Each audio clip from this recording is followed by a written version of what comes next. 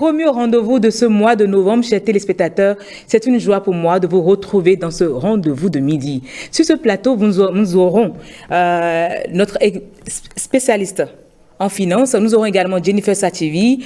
Nous aurons également notre entrepreneur numérique. Elle est également entrepreneur. Elle est spécialiste genre. Nous aurons aussi notre danseuse. Elle va nous faire danser. Je ne sais pas si c'est sur ce plateau comment on va danser ou après le plateau qu'on va danser. Vous le saurez tout à l'heure, mais pas sans cette note d'humour.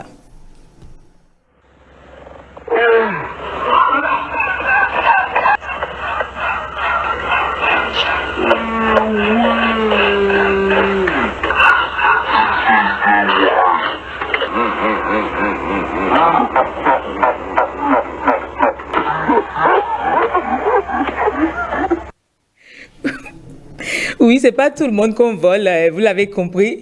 Le monsieur a voulu prendre le sac de la dame, mais elle a été plus maligne, donc des fois aussi, il faut qu'on soit plus malin ou maligne face à nos voleurs. Mais on n'aura pas de voleurs par la grâce de Dieu. Personne ne va nous voler par la grâce de Dieu. Oui, chers téléspectateurs, après cette note d'humour, j'ai testé pour vous avec Gloria Oni.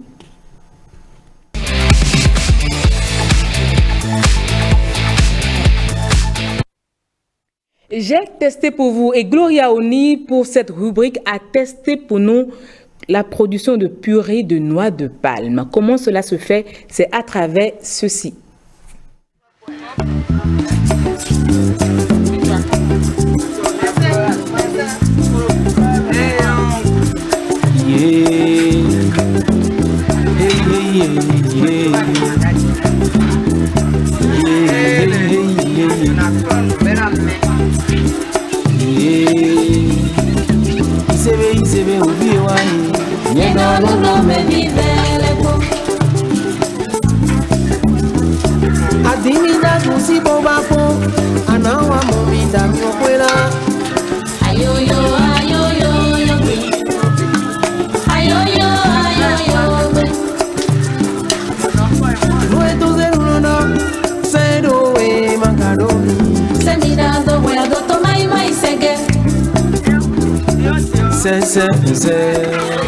Alors aujourd'hui, il s'agit d'obtenir de la purée de noix de palme. Et pour le faire, je me suis fait accompagner par une dame qui va me montrer ou qui est déjà en train de me montrer comment procéder. Maman, bonjour. Bonjour.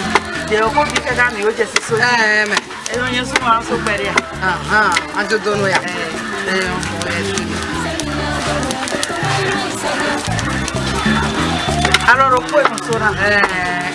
On se parle au point. Elle a dit, oui, à swallow. Oui, à swallow. Bien, à côté de TV, on se parle au point. They so no so kwalo we ko ya zalo lo ko ba lo to ku ya zalo we le bi de ule bra je si soji na pado casserole me o anado so ta ki asan ku ya ana be wa ku ya adabo asobo ku yo ana ebi bo ya doji bo bi yo eno pa apa do casserole de vome pado casserole de vome o ali ayo to e do te taki ìwé kúnlẹ̀ bí ayọ́mà náà pé bànálí bó tèmẹ̀ àtẹ̀mẹ̀ ọ̀hún pé bí ayọ́mà náà jẹ́ ayọ́mà sísẹ́ náà jẹ́ jì. Ìṣèbè òbí wa ni. Yẹ́nà lódò mẹ́bí fẹ́lẹ́ pọ̀. Ògbónúgbò tó máa mọ́ nǹkan pọ̀ ètè ń tu ẹnu náà lóyún mọ́ ẹ. Sẹ́mìnà ọ̀dọ̀ ẹ̀dọ̀ tó máa ìṣẹ́gẹ́.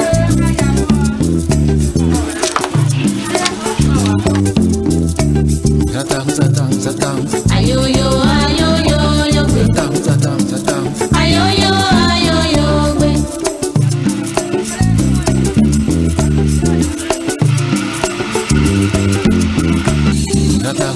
Zatam. Ayoyo, gbe. Zatam. Ayoyo. Yé àfi ìdílé sẹ́lẹ̀ ọ́ àná àwọn ìjọba àgbà tó Lọ ìyàwó jẹ́ poli bodò pẹ́. Sẹ́mìnà ọ̀dọ̀ ẹ̀dọ̀ tó máa ìṣẹ́gẹ́.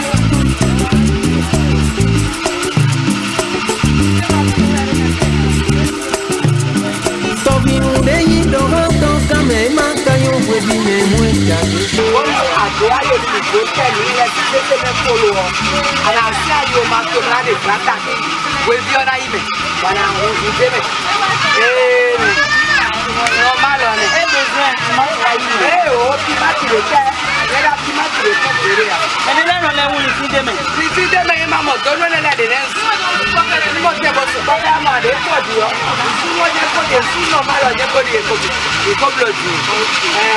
Vous l'avez remarqué, on a obtenu la purée de noix de palme.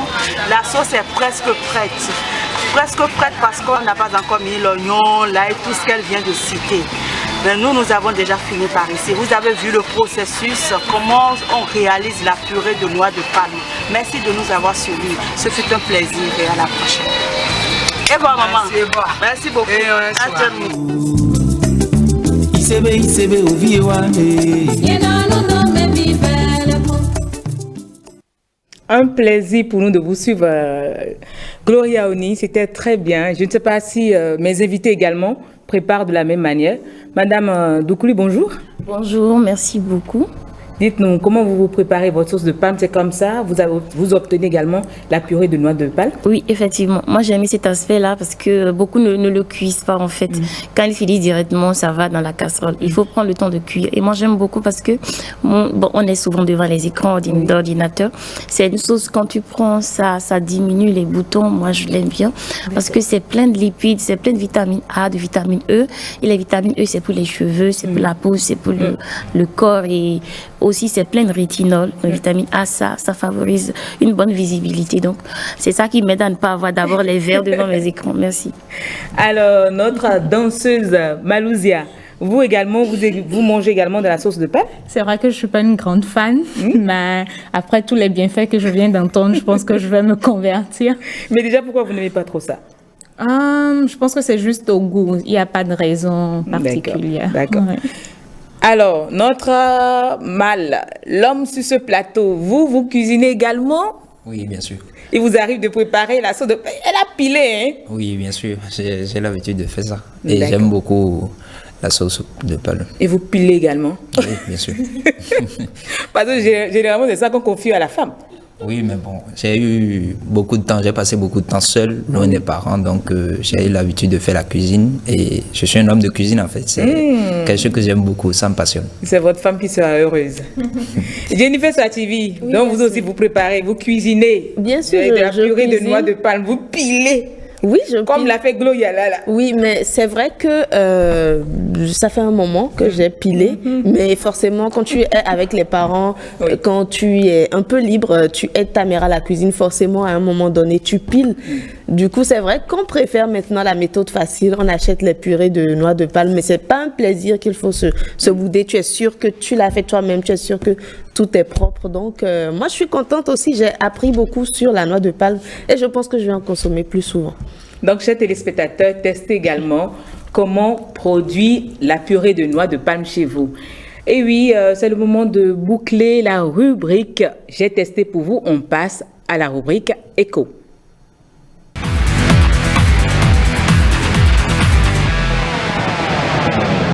Rubrique Éco, nous avons notre spécialiste des finances sur ce plateau. Au nom de Elvis Adokono, comment vous vous portez? Je me porte bien. Avec vous, on parle de finances, loi des finances, c'est bien cela. Alors, quand parle-t-on de loi de finances?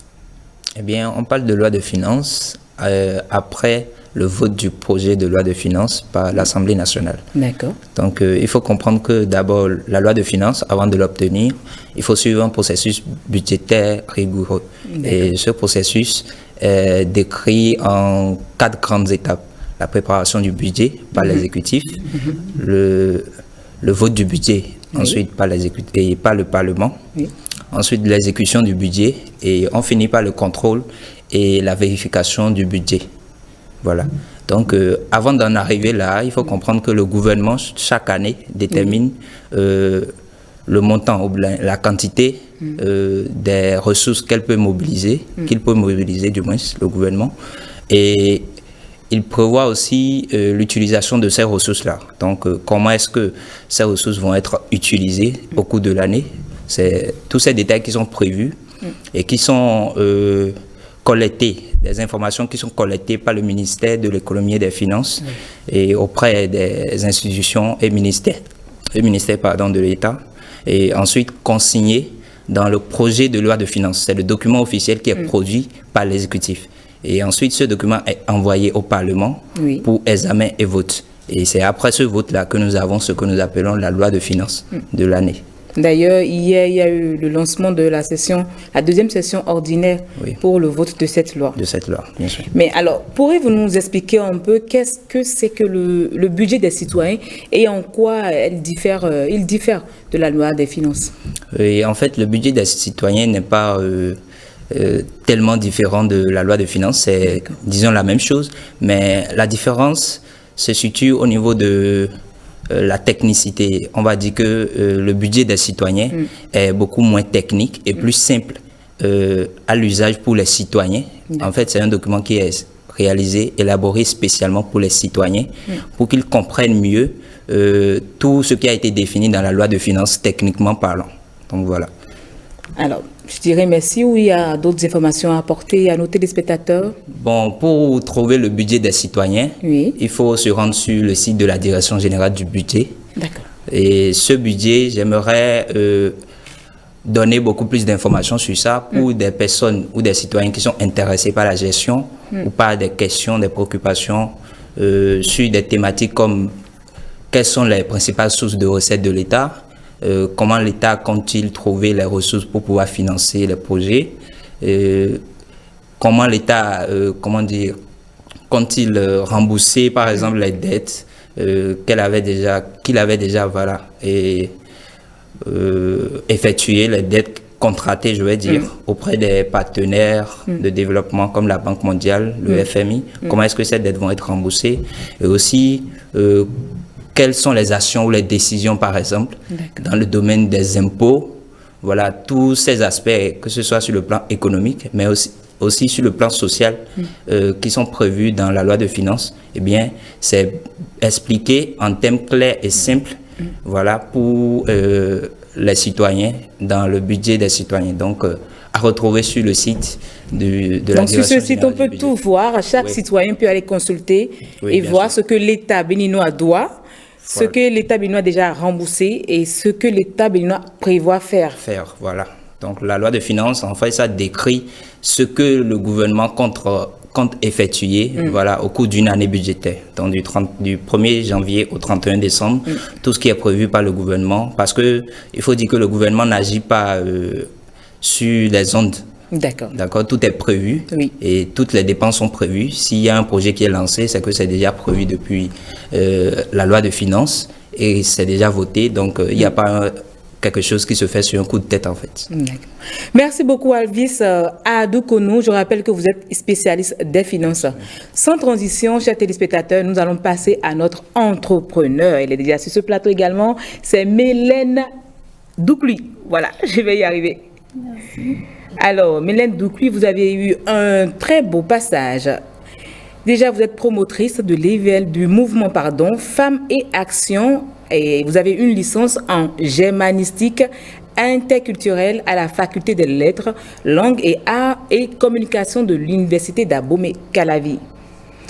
Vous avez également un master en administration territoriale et locale en cours et à l'Institut de géographie et d'aménagement du territoire, je vais y arriver, de l'UAC. Un parcours de certification en compétences numériques, Google par Impact Her, création de plan marketing digital en juillet 2022.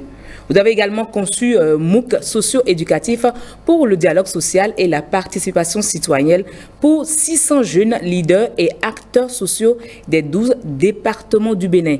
Vous avez coordonné aux côtés de Elodie Akostosodé, Valouheur sur Parakou. Depuis 2016, vous intervenez dans la lutte contre les violences basées sur le genre et avec Women Aid Tech, la réduction des inégalités dans le secteur du numérique depuis 2021. Un très beau parcours. Je sais que votre particularité, c'est d'entreprendre. Entreprendre, c'est accompagner les femmes qui ont subi des violences. Vous accompagnez ces dames pour qu'elles puissent avoir du soulagement, l'accompagnement nécessaire pour s'épanouir. Oui. Alors, vous-même, comment vous décrivez votre parcours? Merci, merci. En fait, tout se résume en une seule chose, c'est-à-dire que depuis que j'étais toute petite, je voyais les hommes dominés, je voyais les hommes qui faisaient beaucoup de choses que je pensais que je ne pouvais pas faire. Et alors, un jour, je me suis levée, j'ai pris un bout de papier, j'ai écrit plein de choses que je pensais que je pouvais faire. Alors, le déclic est venu de là-bas. Et depuis, j'ai été... enfin, tout ce que je fais, je le réussis. J'étais première jusqu'à l'université et tout. J'ai eu mes bourses et tout. Donc, c'est là que le déclic est venu. Et je me suis dit, il faudrait que je puisse aider toutes ces femmes qui viennent aussi à croire en elles, à savoir qu'elles peuvent faire. Et lorsque j'ai rencontré Madame Elodie Akoto-Sodé, le boom a été fait parce qu'elle portait aussi la même vision pour les femmes. Et elle était surtout plus dans le numérique. Et donc, c'est comme ça que c'est venu. Et mon battement, c'est-à-dire mon cri de cœur, c'est surtout aider les femmes à pouvoir savoir qui elles sont, qu'elles ont de la valeur, qu'elles peuvent faire mieux, qu'elles peuvent faire plus. Et dans le numérique, surtout avec Valure, qui est un excellent projet que nous avions mis en œuvre, qui s'échelonne jusqu'en 2024. Oui. Nous avons eu la phase 1 sur Parakou, qui a eu un véritable succès. La phase 2, récemment, nous avions eu ça du 23 au 26, récemment sur Kandi. Et nous avions reçu l'adhésion du maire, Madame Zinantou Saka, que nous saluons encore au passage, qui était venue parce qu'elle était déjà pour voir ce que nous faisions. Et le projet a reçu également l'adhésion de tout le corps administratif de EPP et Kandi.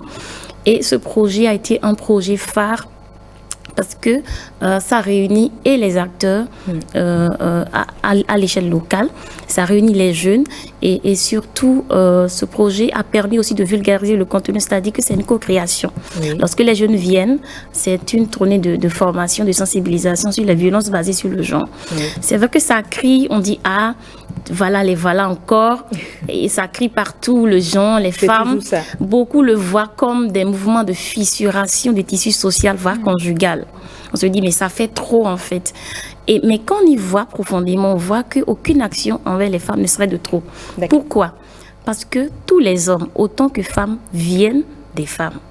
Et si cette femme n'est pas construite, elle n'est pas bâtie, elle va élever les enfants avec de la colère, de l'amertume, de la douleur. Ces enfants qui demain seront dans la société vont le transmettre. On dit ce qu'on pense, mais on transmet ce qu'on est.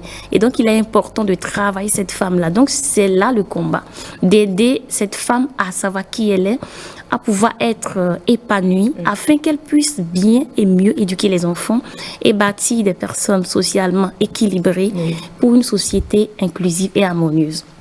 Donc, c'est surtout ça. Et nous aurons une phase prochaine bientôt sur Naditengo. Oui. La demande est déjà là et tout ça a été possible grâce à Care Bénin Togo, sous financement de l'AFD, de l'Agence française pour le développement. Et nous leur disons vraiment merci. Et tout ça a été coordonné de main de maître avec la visionnaire, comme dit Madame Elodie Akoto-Sodé, que je salue encore au passage parce que elle a donné énormément pour que tout cela soit possible. Aujourd'hui, le numérique nous a permis vraiment de pouvoir aller très vite parce que ce n'est pas évident de sensibiliser ici et là en même temps. Mais le numérique est un outil puissant et Valure est cette plateforme aujourd'hui où vous pouvez aller co-créer des contenus. C'est-à-dire, si je veux dire quelque chose à quelqu'un, je vais aller le voir, je vais l'appeler, je vais me communiquer avec lui. Ça, c'est déjà trop. Si je vais sur Valure, je poste mon message là-bas. Et tout le monde là en même temps. Et c'est ce que les jeunes ont fait. Ils ont co-créé aujourd'hui, c'est plus de 3000 messages sur la plateforme Valure. Maman t'écrit sur papa, c'est pas bon pour moi. Papa, quand tu bats maman, j'ai peur. Plein de messages où les enfants, vous allez voir que les enfants produisent des messages comme les acteurs, les jeunes aussi. Et tous ces messages co-créés sur les acteurs de co-création sont traduits dans les langues locales. Il y a eu le fond, le Dandi, le Bariba, bientôt le Haoussa qui va se faire et c'est diffusé sur les plateformes locales. Au fur et à mesure que les jeunes, les acteurs sociaux et les élèves produisent les messages, en même temps, les parents... C'est des messages audio ou écrits? Voilà, c'est des messages écrits. Avec l'outil numérique Canva et avec ChatGPT également. Donc, quand c'est fait, c'est produit en même temps. Depuis la maison, les parents écoutent les messages sur les radios. C'est assez vite fait. Et ces mêmes messages sont postés en version web radio sur la plateforme Valure, que n'importe qui partout peut écouter. Donc, c'est sur www.valure.bj. Vous pouvez consulter et voir les messages. C'est magnifique. Merci vraiment. C'est tellement bien parce que les enfants puisqu'ils vont voir leur cri déjà publié, leur cri entendu par leurs parents, ça sera un réconfort déjà pour eux. On dit, quand vous parlez déjà, vous avez déjà une satisfaction. Et c'est un plaisir pour eux de savoir déjà que les parents vont les écouter, les parents vont les suivre. Et quel est le secret de votre réussite? Parce que accompagner des femmes pour votre jeune âge, c'est pas facile. Ouais. Effectivement, c'est pas évident du tout, mais ce n'est pas vraiment, quand on fait les choses, ce n'est pas vraiment ma taille, ce n'est pas vraiment qui je suis, mais c'est ce que je peux donner, que je vois à chaque fois. Donc c'est surtout, je le dis encore, je l'ai quasiment appris aux côtés de Madame Elodie Akotosode, qui est très humble, une dame, mais non mais puissante, mais qui allait effacer. Donc c'est auprès d'elle que j'ai appris, parce que moi c'était il faut transformer la terre, il faut changer le monde. Donc c'est avec elle que j'ai appris cette sagesse là, de pouvoir tempérer les choses, de pouvoir savoir faire. Donc surtout je me surprends parfois de voir des personnes de 56 ans, des personnes de la 80aine devant moi en train de leur parler et tout. Donc c'est devenu quelque chose que je peux donner.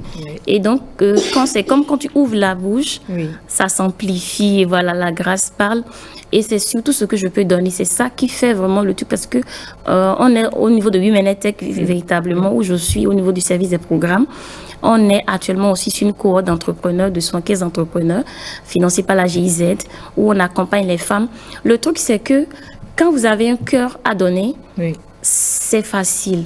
Mais quand on se dit, je vais apprendre quelque chose à quelqu'un, là, ça devient challengeant. On se dit, est-ce que je peux, est-ce que je ne peux pas? Je ne me suis jamais vue qu'est-ce que je peux ou pas. Je vois tout ce que je peux donner à la personne. Plusieurs fois, je me suis surpris en train d'arrêter le quelqu'un pour dire, papa, s'il te plaît, façon tu criais sur maman. Dis, mais toi, tu es qui? Mais tu viens d'où?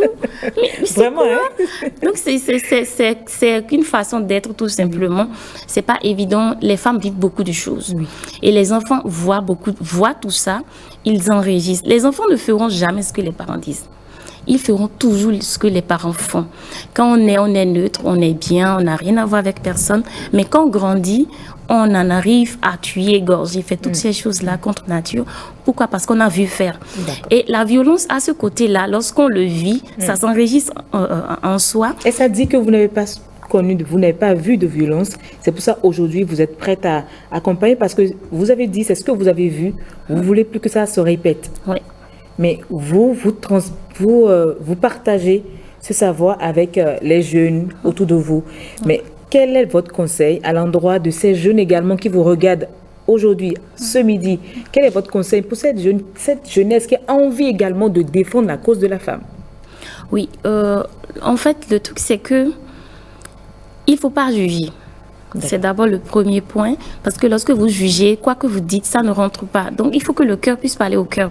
Il faut en arriver à ne pas juger, peu importe ceux qui sont dans les vices et tout. Il faut se dire qu'il y a une raison à tout. Donc, la violence, comme dit, ça prend pied dès l'instant où il y a des tableaux qui se font, où l'enfant vit beaucoup de choses, c'est enregistré et l'enfant tente à le retransmettre après. Donc, pour tous ceux qui ont vécu des violences, parce que le monde va de mal en pire, il y a énormément de dégâts, il y a à l'échelle familiale, domestique, conjugale, déjà à la base, sociale et tout. Donc l'idéal, c'est de pouvoir s'arrêter, de faire cette pause-là et de dire qu'est-ce qui me permet aujourd'hui de ne pas faire ce que je ne peux pas faire? Qu'est-ce qui me permet de ne pas mieux collaborer avec les autres? De pouvoir faire ce listing, ce check-in intérieur et de se dire je peux changer. Tout part de là. Et aujourd'hui, comme dit Valu, il y a beaucoup de messages, vous allez voir qu'il y a beaucoup de messages sur la plateforme que les jeunes ont co-créés. Et je veux aussi profiter pour dire aux jeunes, vous qui souffrez ou vous avez des challenges et vous dites que voilà, personne ne vous comprend, parce qu'ils se disent que personne ne les comprend, tout le monde les juge. Le premier à l'interagir avec eux va peut-être les amener devant la loi pour confronter les juridictions. En fait, le truc, c'est que vous devez pouvoir communiquer, parce que c'est le dialogue. Quand on ne communique pas, on tombe dans le repli sur soi, dans l'isolement, et il y a beaucoup d'autres conséquences derrière. Donc, c'est de pouvoir déjà s'ouvrir. Allez sur la plateforme, créez votre message, créez votre compte en premier lieu, créez votre message, communiquez, interagissez avec les autres. Et aussi, je vais profiter pour inviter toute la société à quoi? La violence ne résout rien. La violence n'est que une épée à double tranchant. Alors, je voulais nous inviter à pouvoir collaborer, communiquer, et surtout à l'échelle conjugale. Ce n'est pas en faisant l'homme qu'on se fait un homme. La femme ne veut pas un homme, elle veut un mari, tout simplement. Merci beaucoup. Merci beaucoup, Mélène Doucluy. Je retiens qu'il faut, comme conseil, ne pas juger, ne pas répéter les erreurs des aînés, communiquer, et vous allez pouvoir mieux vivre, mieux accompagner les gens autour de vous. Ce sera tout pour aujourd'hui, pour vous. Merci beaucoup, merci. À la prochaine. Chers téléspectateurs, on poursuit toujours le rendez-vous de midi et ce sera avec Jennifer dans la rubrique... Art déco. Mais je vous fais la pas belle. Merci. Art déco, c'est maintenant, chers téléspectateurs.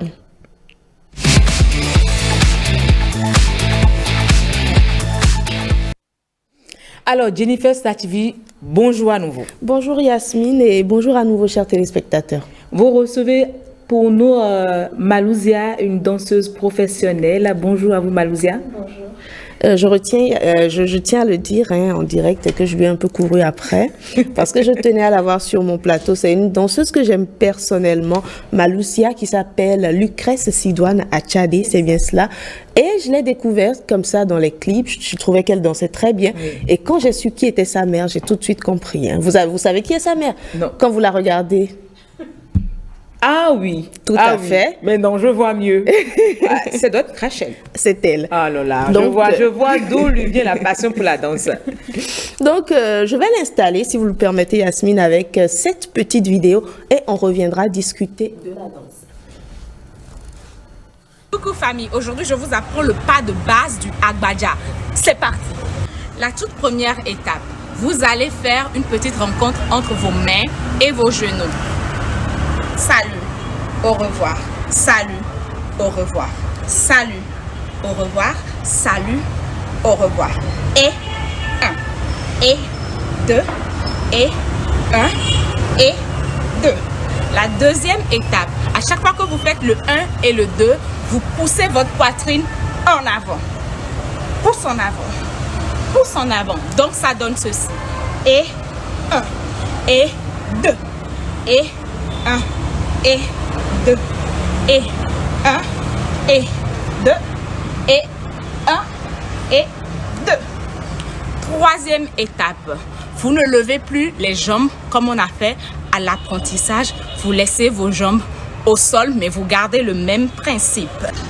Je pousse mon genou et je descends. Je pousse et je descends. Donc, et 1, 2, et 1, 2, et 1, 2, et 1, 2 et 1, 2. Ah, en musique, c'est parti.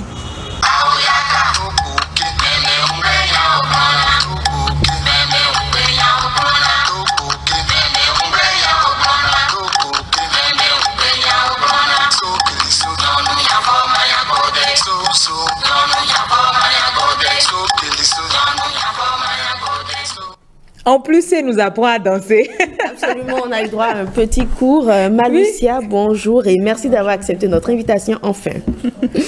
Alors, habituellement, je demande à mes invités d'où vous êtes venue cette passion pour la danse. Je crois qu'on a toute la réponse, mais quand même, je vous pose la question, on ne sait jamais. Après, c'était pas aussi évident que ça parce que j'ai mis beaucoup de temps à vraiment décider de ce que je voulais faire avec la danse. C'est vrai que ma mère est danseuse et j'ai vu beaucoup de danse depuis toute petite. Mais ce n'est qu'en 2012 que j'ai décidé de le faire professionnellement parce que je dansais à l'école, à Sainte-Félicité. Parce que tout le monde savait que j'étais la fille d'une danseuse. Donc, on me confiait beaucoup les chorégraphies, tout ce qui était section chorégraphique et tout. Mais en 2012, dans la compagnie de ma mère, il y a eu besoin de filles danseuses pour une création. Et ma mère m'a dit, mais il faut que tu fasses le casting, même si tu n'es pas dans la compagnie. On fait le casting, tu participes. Et si tu es prise, tu fais le spectacle. Après, si tu ne veux pas danser, c'est up to you. Et donc, on a fait le casting, j'étais prise. Et directement, c'était une grande scène. C'était la scène de l'Institut français de Cotonou. Et au festival Dansons maintenant. Et après ce spectacle-là, je me suis dit, mais mon Dieu. C'est si bon de danser. Ouais. Je me suis dit, voilà, c'est là que je veux passer toute ma vie. Je veux passer ma vie sur la scène.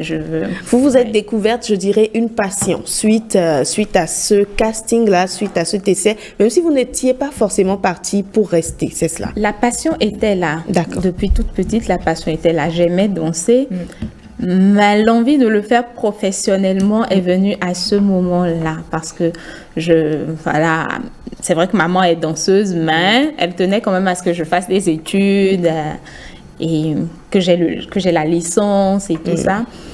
Évidemment, hein, la plupart des parents, c'est leur combat. Jennifer, si vous permettez, je voudrais bien savoir, puisque vous avez parlé de danse professionnelle, vous avez fait des écoles de danse. Il y en a au Bénin? Vous pouvez nous citer quelques écoles? Non, il n'y a pas d'école de danse au Bénin. Voilà.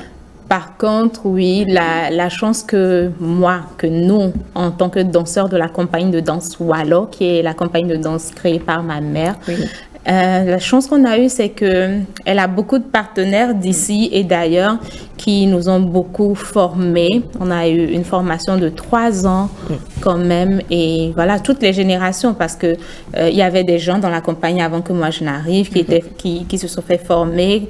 Quand ma génération est arrivée, on a eu la même formation aussi. Donc, c'est pas une école, mais c'est une compagnie qui nous offre quand même l'opportunité d'avoir tout ce qu'une école aurait pu nous donner. Voilà. Comment se fait la transition entre l'ancienne Malusia, qui peut-être était juste Lucrèce Sidoine, et la nouvelle qu'on découvre sur les grandes scènes à l'international, à faire de la danse classique, à parler, à transmettre beaucoup d'émotions, je crois. Je ne sais pas combien d'années vous avez déjà, mais je pense que le coffre, il est déjà là. Comment se fait la transition? Parce que vous voyez fait de petits pas à la télé. Alors, transition, c'est vrai que je ne me suis jamais posé la question. Mais je pense que ça s'est fait grâce aux personnes qui m'ont fait confiance, qui m'ont vu grandir dans la passion. Et oui, c'est vrai que je suis partie de cette danseuse-là qui faisait beaucoup de clips, qui dansait beaucoup avec derrière des artistes. J'aime dire derrière parce qu'ils sont toujours devant et nous derrière. Et oui, le déclic est venu au moment où je me suis rendu compte que la danse me permettait de dire ce que je ne pouvais pas dire de ma bouche. D'accord. C'est ce moment-là où je commence à utiliser la danse pour transmettre un message. Ce moment-là où j'utilise la danse pour dénoncer, pour crier, pour réconcilier, pour guérir les gens, pour me guérir moi-même. On sent que vous vous exprimez, hein, sur le public ressent tout ça. Exactement. Donc, je pense que la transition est venue de ce moment-là, à ce moment-là où j'ai compris que la danse était un instrument pour moi, pour m'exprimer. Ouais. D'accord. Alors, Yasmine, je ne sais pas si vous avez une autre question avant que je pose la mienne. Non, je n'ai pas de question. Je savoure. D'accord. Alors, je rebondis sur la question de Yasmine qui a parlé de formation auquel vous avez eu la chance de prendre part. Est-ce que la formation seule suffit? Parce que je dirais, c'est beaucoup de choses. Hein. On sent vraiment la muse quand on assiste. C'est vrai que ce n'est pas tous les danseurs, mais un peu comme vous le faites, comme votre mère, comme vous, et comme bien d'autres, on sent quelque chose derrière. Est-ce que la formation seule suffit ou est-ce qu'il faut avoir le génie, comme j'aime bien le demander par ici? La formation ne suffit pas. Le génie non plus. D'accord, du travail en plus. Il faut beaucoup de travail, beaucoup de pratique et surtout beaucoup de recherche. Parce qu'en tant que danseur, à force de danser ce qu'on a tout le temps, à un moment, on stagne. Quand on arrête de chercher toutes les possibilités dans nos corps, dans nos mouvements, à un moment, on manque de vocabulaire gestuel, corporel, chorégraphique. Et donc, c'est constamment chercher... OK, quelles sont les choses que je ne fais pas souvent avec mon corps? Essayer des choses, aller en studio, aller à la salle de répétition tout le temps, passer des heures à chercher. Bon, aujourd'hui, je vais essayer de danser seulement les bras tendus pour voir ce que ça donne. Et j'essaie des choses et je découvre que, ah oui, donc je peux le faire. Donc, à chaque fois, se donner donc, au-delà des cours qu'on reçoit, un peu comme les cours que vous venez de nous donner, repousser ses limites. Exactement. D'accord. Quand on veut être danseur, bien sûr. Est-ce qu'on ne va pas repousser nos limites?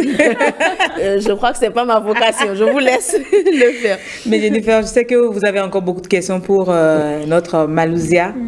Mais le temps est fini par ici. Bah, j'espère en tout cas la retrouver sur un autre plateau. Évidemment, nous avions beaucoup de choses à dire encore, mais l'heure, c'est l'heure. Est-ce que vous pouvez, tout au moins, est-ce qu'elle peut en 10 secondes nous faire des petits pas de danse? Assise? Oui, assise, avec les mains, je sais pas, avec la tête. Bon, là, c'est la partie où elle dit qu'il faut se surpasser. D'accord, on y va. Il faut déjà nous apprendre un pas assis. Ok. En 10 secondes. Donc, on va faire simple. On monte les bras, on les descend, on les envoie à gauche et on les ramène au milieu. 5, 6, on y va. Et 1 et 2. Et à droite. Et à gauche. Encore. 5, 6, 7 et 8. Et 1 et 2. En haut, à droite. C'est tellement rythmé. Ok. Chers téléspectateurs, je vais vous répéter ça chez vous. C'est sur ça que nous, on va vous dire au revoir. Merci beaucoup, Malousia, d'être passée. Je serais ravie de vous retrouver sur un autre plateau. Jennifer Sativi, merci beaucoup. Chers téléspectateurs, c'est fini pour le rendez-vous de midi de ce jour. À demain pour notre rendez-vous.